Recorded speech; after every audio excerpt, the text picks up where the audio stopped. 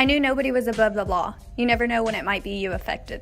I knew that people from all walks of life ended up in jail because I've lived it. I thought people who committed petty crimes wouldn't end up incarcerated. I thought people ended up in our justice system because they committed acts against the law with malintent. When I thought of jail or prisons, I would think of big criminals such as rapists, killers, or other large offenses.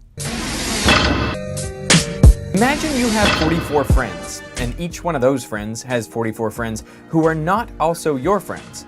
And each of them has an additional 44 friends, each of whom has 44 friends, who again has 44 friends, and they have 44 more.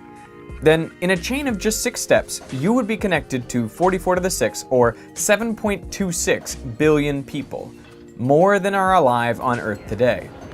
But how does this apply to incarceration?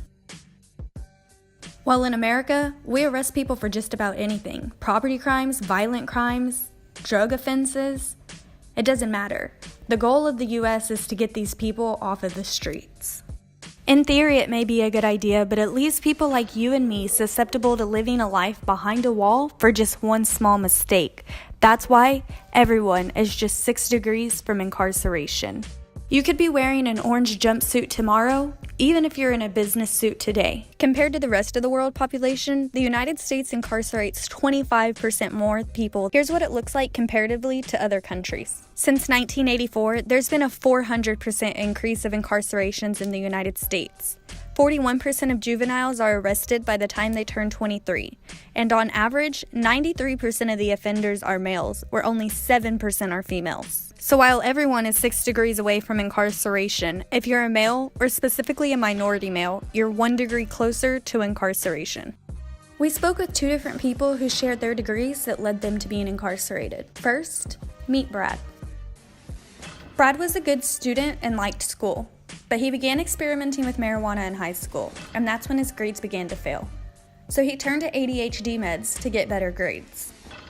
But then he couldn't find any more ADHD meds, and he turned to methamphetamines, illegal methamphetamines, to get the same high.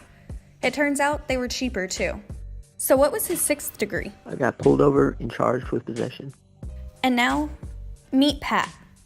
Pat, like most teenagers, was celebrating his 18th birthday when he also decided to experiment with drinking and smoking pot. That's when he was stopped for jaywalking on Fry Street. Pat was then searched and arrested for possession of marijuana. He couldn't afford his court fees, a lawyer, or his bond. So ultimately, his 6th degree was money. Because I ended up not being able to pay my legal fees or bond, I ended up serving time in jail. Sometimes the government doesn't feel like incarceration alone is enough, and an inmate is placed in solitary confinement. With small windowless cells for 23 hours a day and minimal access to people, there are serious effects on inmates' mental health. There are currently 80,000 prisoners in solitary. Internationally, solitary confinement is considered torture, but in America, it's barely regulated. As I'm sure you can imagine, being in solitary can affect a person's thoughts, philosophies, character, even the way they analyze problems. This all leads to anxiety and depression. So how is it decided who gets thrown into solitary? Well, if an inmate is considered a threat to security or the safety of others, they remain alone. To give you a better idea of the effects, listen to this man tell you how he was feeling after 10 days in solitary confinement.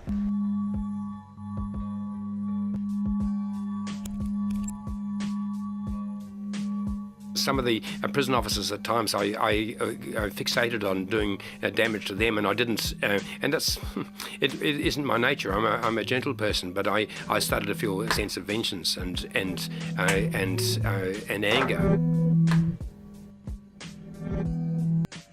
According to the textbook, the lack of mental health care resources in America prisons and jails is widely acknowledged.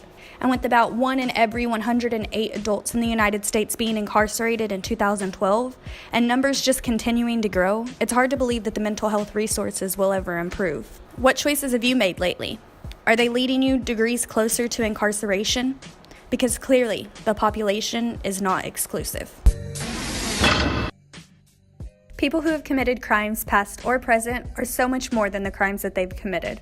Jail can be a minor setback for a major comeback. I now realize all crimes, big and small, could have life-altering consequences. I've come to learn that sometimes the crime committed wasn't intentional, Sometimes just unfortunate circumstances happen. Now I see that people who didn't pay child support are in there as well, and are also called criminals. The law does not skip anyone.